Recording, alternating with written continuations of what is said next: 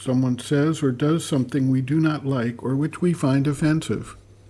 They may do things to harm our reputation or our relationships, or they may affect our financial well-being, possibly cheat us, or interfere with our lives in some other way.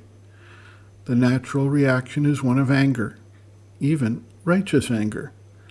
In some cases, we feel that our stomach knots up, we lose our peace of mind, we cannot sleep, or we experience other symptoms of anxiety or nervous tension. We become upset by the actions of others, even if they have no direct relation to ourselves.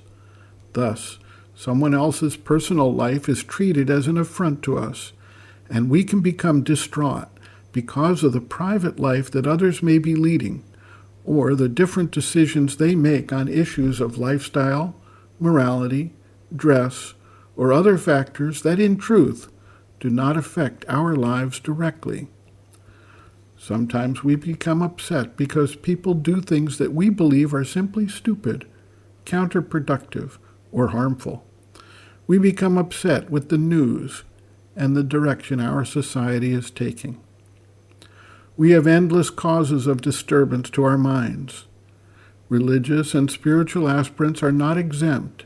In fact, the history of religions tells us that someone disrespecting our religion or our leader or teacher may cause tremendous unrest in the disciples or followers and lead to reactions not only of anger, but rage, hatred, and outright violence. So for a spiritual seeker, there is a practical issue to resolve. How can we gain the standpoint that allows us to observe and maintain a calm equality in the face of these numerous impacts that so easily disturb our peace? Swami Vivekananda describes a process of observation of the mind stuff and how it begins to vibrate as each impulse or impact is brought before it. He provides, in his lessons on Raja Yoga, deep insight into how the seeker can learn to still the mind stuff and thereby allow receptivity to open up for the spiritual growth to take place. Sri Aurobindo describes the standpoint of the witness consciousness that treats all external events and impacts as part of nature, to be viewed, but not to be reacted to as having any relation to one's inner life.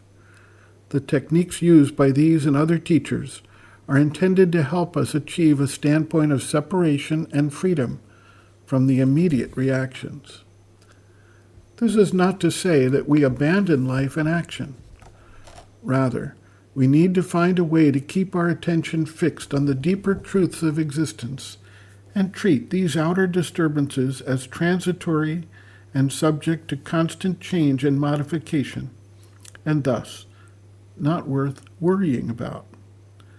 It is said that the Buddha once counseled a disciple that if something takes place about which one cannot do anything, there is no cause to be upset or angry or to otherwise react about it. It is going to happen anyway, regardless of one's reaction.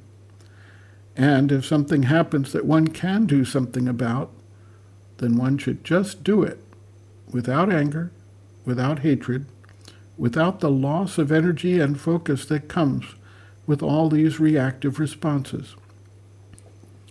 Sri Aurobindo observes, quote, "There are two attitudes that a sadhak can take. Either a quiet equality to all regardless of their friendliness or hostility, or a general goodwill. What you should do is to keep your right attitude towards the others and not allow yourself to be upset, irritated, or displeased by anything they may say or do. In other words, keep the samatha and universal goodwill proper to a sadhak of yoga. If you do that, and still others get upset or displeased, you must not mind, as you will not be responsible for their wrong reaction." End quote. Reference, Sri Aurobindo and the Mother, Looking from Within, Chapter 2, Looking at Oneself and Others, pages 42 to 43.